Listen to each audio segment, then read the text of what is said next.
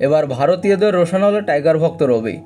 সম্প্রতি বাংলাদেশ এবং ভারতের দ্বিপাক্ষিক সিরিজ শুরু হয় এবং এই সিরিজের প্রথম দিন থেকে এমন বিতর্কের সৃষ্টি হয়।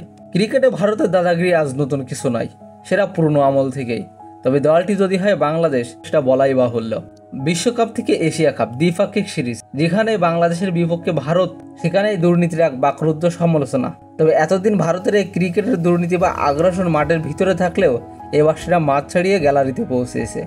সম্প্রতি টাইগার ভক্ত রবি জানায়, সে আইসিসির মেম্বারশিপ দর্শক পাওয়া সত্ত্বেও তার সাথে বাজে ব্যবহার করছে ভারতীয় ভক্তরা। তিনি বলেন, ওরা আমাকে পতাকা নিয়ে ঢুকতে দেয়নি, পুরা মাঠে আমি একা অসহায় ছিলাম। ওরা অনেকে গালাগালি করছিল, মা বাপ নিয়ে গালাগালি করছে। ওদেরকে বলছে আমি আইসিসির মেম্বারশিপ পাওয়া দর্শক, তারপরেও বাজে ব্যবহার করছে। পুলিশের সাহায্য চেয়েছিলাম, ওরা সাহায্য করে নাই। ভারতীয় প্লেয়ারদের বলে, তোমারা বাপ হে, আমি অন্যায়ের বিচার চাই।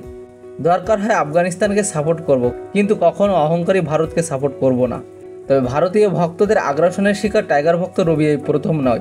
এর আগে টি-20 বিশ্বকাপে দেখা গেছে ভারতীয় ভক্তরা বাংলাদেশের পতাকা ডাস্টবিনে ফেলেছে এবং সর্বশেষ ভারতে আয়োজিত ওয়ানডে বিশ্বকাপে দেখা যায় ভারত বাংলাদেশের ম্যাচে ভারতীয় ভক্তরা বাংলাদেশের দর্শকদের কাছ থেকে টাইগার ছিনিয়ে নিয়ে স্টেডিয়ামের গ্যালারিতে বসে সেটা ছিঁড়ে লণ্ডভণ্ড করে দেয়।